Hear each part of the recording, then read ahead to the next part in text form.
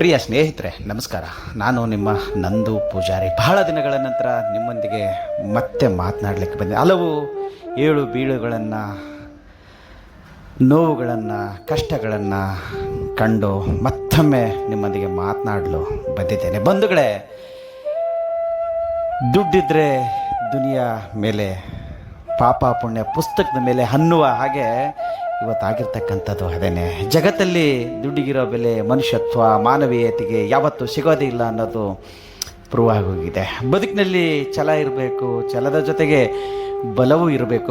ಛಲ ಇದ್ದು ಬಲವೇ ಇರದೇ ಇದ್ದಾಗ ಛಲ ಅಲ್ಲಿ ಮಣ್ಣು ಆಗಿ ಹೋಗ್ತದೆ, ಮಸಣವನ್ನು ಸೇರ್ತದೆ. ಬಂಧುಗಳೇ, ಅದೆಷ್ಟು ಕಷ್ಟಗಳನ್ನು ಎದುರಿಸ್ಬೇಕು ಅನ್ನೋ ಧೈರ್ಯ ಇರುತ್ತೆ. ಆದರೆ ಅದಕ್ಕೆ ಬೆಂಬಲವಾಗಿ ಇರತಕ್ಕಂಥ ನಮ್ಮವರೇ ಆದವರು ಜೊತೆಗಿರಬೇಕು. ಆದರೆ ಎಲ್ರಿಗೂ ಆ ಭಾಗ್ಯ ಇರುತ್ತೆ, ಕೆಲವರಿಗೆ ಇರೋದಿಲ್ಲ. ಸೊ ಇಂಥ ಸಂದರ್ಭದಾಗೆ ನಾವು ನಮ್ಮನ್ನು ಗೆದ್ದು ಆಚೆ ಬರೋದಿದೆಯಲ್ಲ, ಅದು ಒಂದಷ್ಟು ಪ್ರಯಾಸದಾಯಕ ಕೆಲಸವೇ ಆಗಿರ್ಬೋದು. ಆದರೆ ಬದುಕ್ತೀನಿ ಅನ್ನೋ ಛಲ ಇದ್ದಾಗ ಖಂಡಿತ ನಾವು ಆಚೆ ಬರಲಿಕ್ಕೆ ಸಾಧ್ಯ. ಬಂಧುಗಳೇ, ಮಾತನಾಡಲಿಕ್ಕೆ ಕಾರಣಗಳಿಷ್ಟೇ. ಅದೆಷ್ಟೋ ತೊಡರುಗಳನ್ನು ಇವತ್ತು ದಾಟಿ ಸುಮಾರು ವರ್ಷಗಳೇ ಕಳೆದು ಹೋದ್ವೇನೋ. ತದನಂತರದಲ್ಲಿ ನಾನು ನಿಮ್ಮೊಂದಿಗೆ ಮಾತನಾಡಲಿಕ್ಕೆ ಬಂದಿದ್ದೇನೆ. ಬದುಕಿನ ಪಥವೇ ಬದಲಾಗಿ ಹೋಗಿದೆ. ಜೀವನವೇ ಒಂದು ಹಂತದ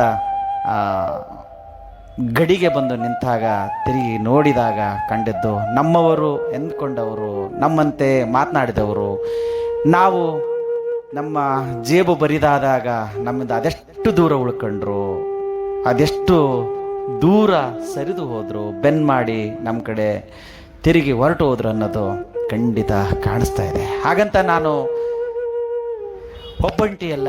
ನನಗಾಗಿ ನನ್ನ ಪುಸ್ತಕ ಇದೆ, ನನ್ನ ಲೇಖನಿ ಇದೆ, ನನ್ನ ಧ್ವನಿ ಇದೆ. ನನಗೆ ಸಂಗಾತಿಯಾಗಿ ಸದಾ ಜೊತೆಗಿರ್ತಕ್ಕಂಥ ಸಾಹಿತ್ಯ ಇದೆ, ನೀವುಗಳಿದ್ದೀರ. ಹೀಗೆ ನಿಮ್ಮೊಂದಿಗೆ ಮತ್ತೆ ನನ್ನ ಪಯಣ ಆರಂಭ ಮಾಡಬೇಕಂತ ಬಯಸಿ ಬಂದಿದ್ದೀನಿ. ನಿಮ್ಮೆಲ್ಲರ ಪ್ರೀತಿ, ವಿಶ್ವಾಸ, ಕೇಳುವಿಕೆ, ಓದುವಿಕೆ ಹೀಗೆ ಸಾಗಲಿ. ನನ್ನ ದಿಲ್ ಕಿ ಬಾತ್ ನಿಮ್ಮ ದಿಲ್ವರೆಗೆ ರೀಚ್ ಆಗುತ್ತೆ ಮತ್ತೆ ಅನ್ನೋದು ನನ್ನ ಭಾವನೆ. ಮತ್ತೊಮ್ಮೆ ಸಿಗ್ತೀನಿ. ಇಂತಿ ನಿಮ್ಮ ಪ್ರೀತಿಯ ಡಾಕ್ಟರ್ ನಂದು ಪೂಜಾರಿ. ನಮಸ್ಕಾರ. ಮತ್ತೊಂದು ಸಂಚಿಕೆಯಲ್ಲಿ ಸಿಗೋಣ.